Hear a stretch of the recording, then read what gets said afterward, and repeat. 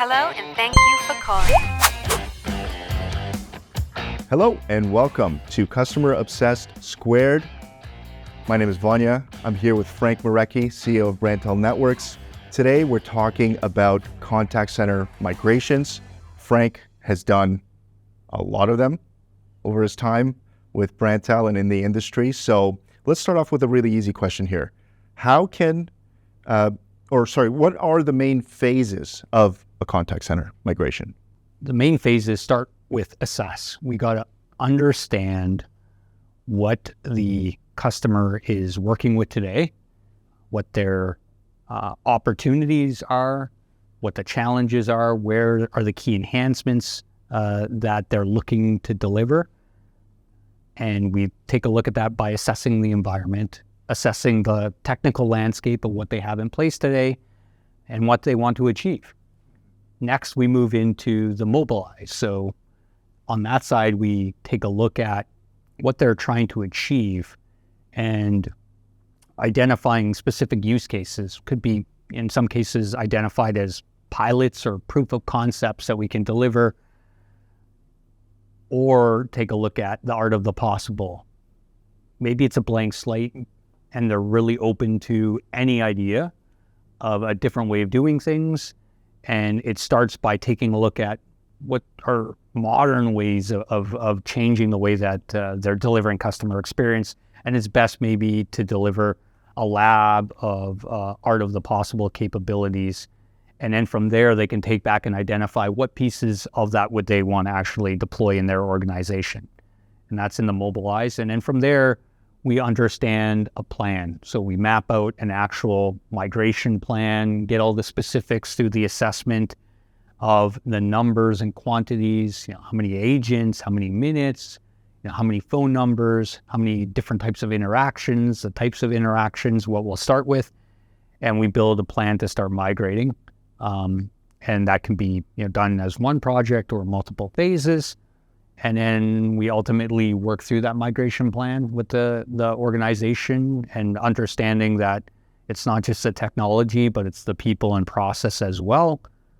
So ensuring that the agents and the supervisors that are going to be using the technology are set up from a training point of view and have experience with the platform, are familiar with it, so that when it goes live, they're very proficient in using it. And then move through the go live phase where we provide support and handholding as they actually migrate and start their first day of business on the platform. And then from there you would typically see the wrap up of the project, but with cloud powered technology, you move into additional waves of innovation there, what we would call like the optimize phase, where we've completed what we were originally set to do, but customers' needs are constantly changing and the organizations need to constantly be innovating. So bringing in additional enhancements and capabilities that weren't there initially or in the initial plan are then brought in waves. And different organizations move at different paces. Sometimes they'll add innovation on a quarterly basis, other ones maybe on an annual basis. But that's generally how we see contact center migrations being done. Great. So we have assess, mobilize, migrate, and then modernize and optimize. Now, I know you went through that explanation there and, maybe it took a few minutes, but really this is can be quite a long and complex process. And I guess what a lot of the expertise that BrantTel brings to the table starts right at the assess phase. So as an example, how many factors do you take into account when you're looking at a contact center? I've heard you mention a questionnaire or maybe like a document you guys use to evaluate a contact center. What does that look like? Well, in the most basic environment, it starts with 20 questions to identify where the interests are and the needs are. But then based on those 20 questions, that can drive to a questionnaire that we have that has up to 200 or so questions to really flush out what's needed. And again, it depends on the scale and complexity of the contact center. So contact centers are like snowflakes. Everyone's a bit unique, right? Some maybe inbound voice only, very simple, on a platform that we're very familiar with. So maybe an Avaya or a Genesis platform where we can take a look at and understand what's in place very easily and make recommendations on, what they can do and modernize. Maybe it's a brand new startup and they don't have a contact center. They've never had one, but they've launched a new product. They're starting to get customer calls, and, rather than them calling, CEO or CTO, or emailing info at the company, they want to formalize and build something that they can sustainably grow with. And all those have, a different engagement. But yes, through our engagement questionnaire, we'll flush out all those details as a result of doing this many times. So, and like you said, timelines can be fast, can be short. So POCs can be done in 5 days. And proof of concepts, where a customer can trial out an environment, get a phone number of their own, build a little call center prepared, ready to go with a chat bot, and a voice bot capability built into it. And they can call in, set up a call flow, test out the functionality on their own, and come up with ideas on how they can put it into action. And that's very different than obviously a migration of an existing contact center, which, will take longer. You're talking probably 3 months at minimum to a longer time frame depending on the size. Great. And you mentioned as well that sometimes these are phased migration. What kind of factors determine whether it's a phased or it happens all in one step? There's a bunch of factors, but it usually will include what are they using today. So if they are moving off a platform, that's all in one, and it's got an end date for a contract. We can't leave bits and pieces on that existing platform. So that would require them to move all at once over to a new platform. But in the case of like digital channels, as an example, if they're a voice contact center today, but they're looking to add web chat or email, that's something where you can easily add that digital channel on its own and leave the voice on the existing platform, test out and experiment with those digital channels. And then if you see success in the outcomes you want with the digital channels and you want to, take a look at a more omni-channel experience, you can grow with it. So it depends on what they have today and the outcome that they're trying to achieve. Great. So the last phase I want to ask you about, which is modernize and optimize. So realistically, what we're saying here is we're able to take data or insights and use those real world results to modernize, meaning maybe add new features, and optimize, meaning find efficiencies. So can you give me like some examples of how that might look in a real world example? Yeah, so everything's driven by data and contact centers, and usually people are looking for improvement. So they want to see, reduction in average handle time by the agents. So going in, you'll have an understanding of what those metrics are, and we measure that along with the proof of concept and the migration to see the improvement. So, are we able to save the agents 15 seconds by launching a bot to identify the caller so that the agent doesn't have to spend the first 15, 20 seconds of that call to find out that you're Vanya and here's your account information. Instead, that's just served up to the agent when they receive the call. So they get that just in time. So everything's driven by data, and ultimately part of the assessment is to understand what are those key data or reporting data points that you need to see so that that's there in the platform and they can see the results in a dashboard, in a report to give them the outcomes they want. Awesome. It's just it's great because it's just a different way to sort of think about it, that you're now on a platform that allows you to modernize, that allows you to add features or take them away, versus, like what we talked about on our last episode, which was this huge infrastructure purchases or investments before that you had no way to really test and implement. So I think that's a really key phase of obviously the migration, because it's not really a migration phase, it's a forever phase as well. Great. So you mentioned digital channels. Why would a contact center want to add digital channels alongside, let's say, voice? This is very popular. Let's talk about some of these reasons. Number one is usually customer preference. And demographics are changing. The preferences of how people prefer to engage is changing.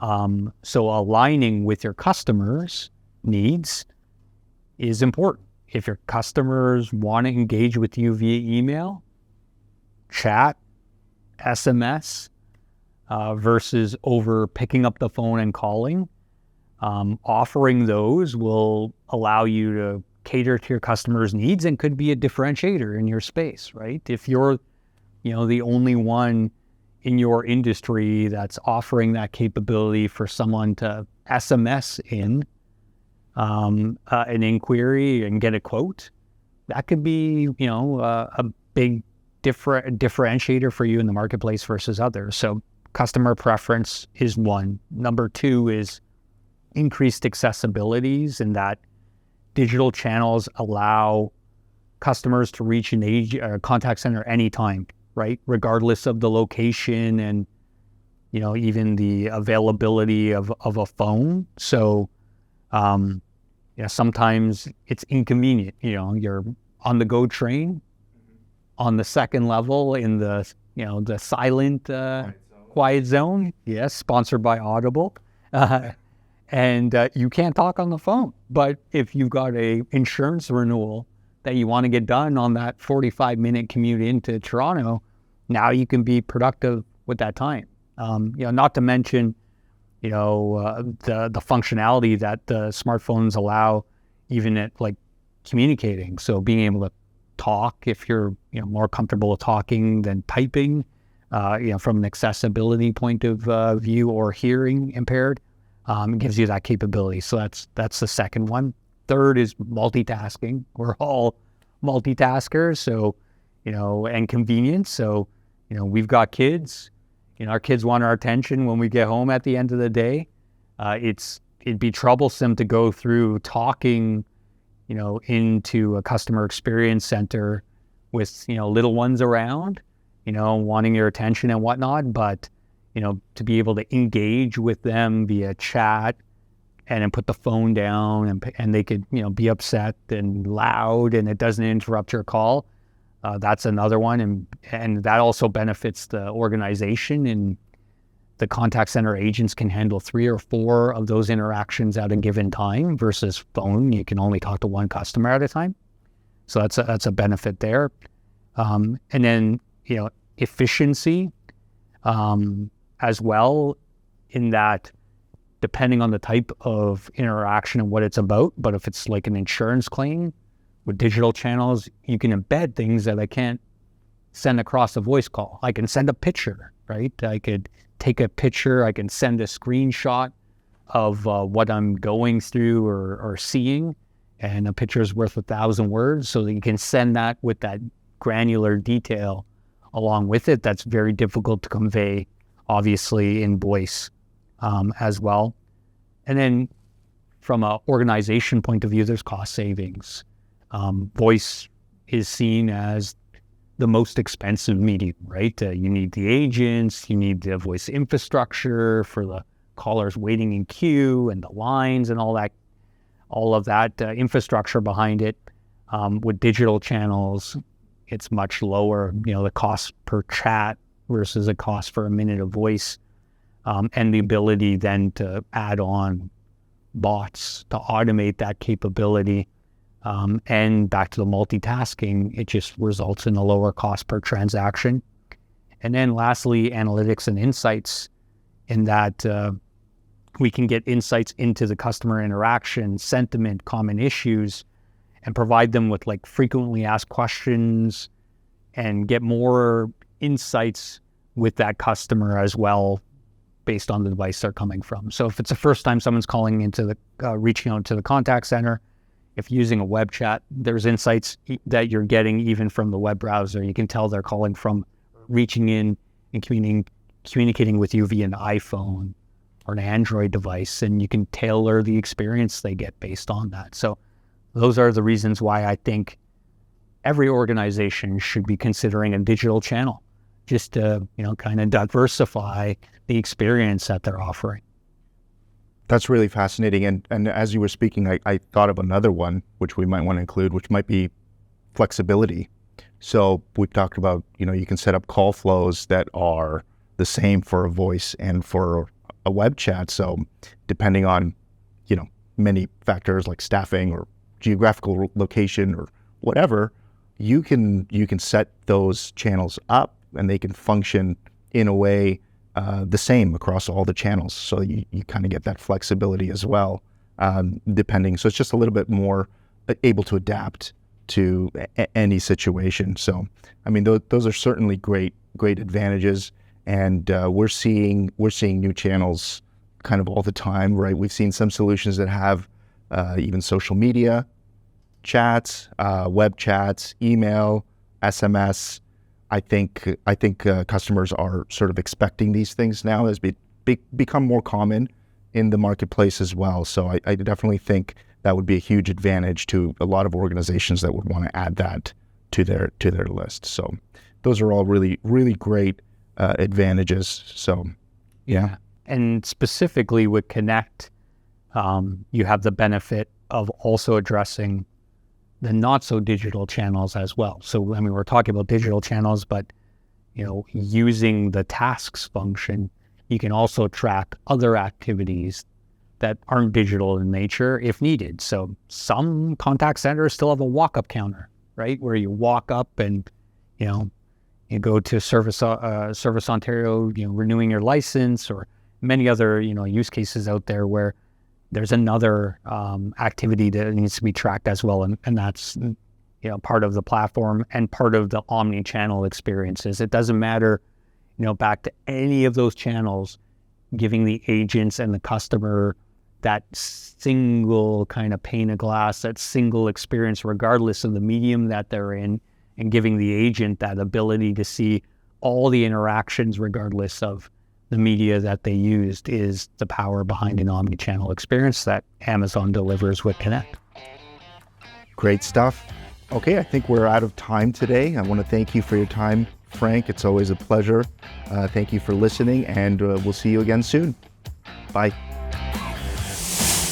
Hello, and thank you for calling.